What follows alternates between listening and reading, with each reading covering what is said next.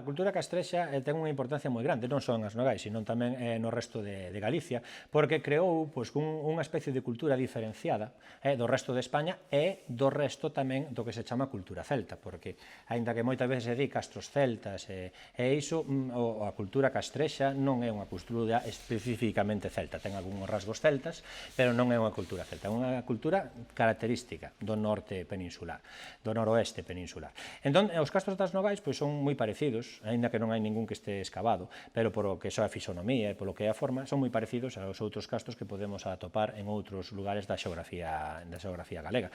Son castros posiblemente creados antes do inicio da era cristiana, no século I, no século II, antes de Cristo, pero que posiblemente participasen tamén dentro do primeiro século de despois de Cristo. As Nogais desde sempre foi a entrada de todos os camiños en Galicia do Norte. Entran por Ourense, unha serie de camiños, pero que a Galiza do Norte é a entrada por As Nogais. Entón temos todos os camiños habidos, eu creo que por haber, que entran por As Nogais. Entrou a Vía Romana, o primeiro gran camiño que fixeron, a Vía Romana 19, que unía Lugo con Astorga, que eran as dúas grandes capitais dos conventos, Lugo con Astorga, a Vía Romana 19, que entrou por As Nogais.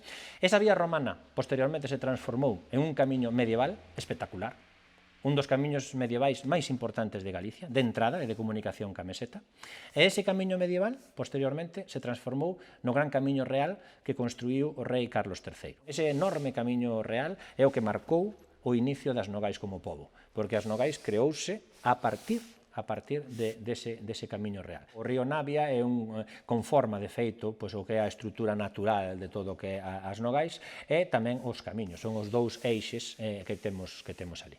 De feito, algúns historiadores din que unha das grandes establecementos hoteleiros de época romana se ubica aí en As Nogais, ao lado do río Navia, porque os romanos lle chamaron Ponte Navia. As Nogais, xunto con outros povos que estaban neste eixe de entrada cara a Lugo, como pode ser Baralla, como pode ser Becerreá ou o Corgo, estaban todo cheo de pousadeiros e de mesoneiros, todos. Prácticamente todas as casas que estaban ao carón do camiño estaban todos cheos aquí desos pousadeiros que marcaron a fisonomía dos povos. Os povos, se te das conta, é o que era o camiño real e tes todas as casas ás beiras deste camiño real.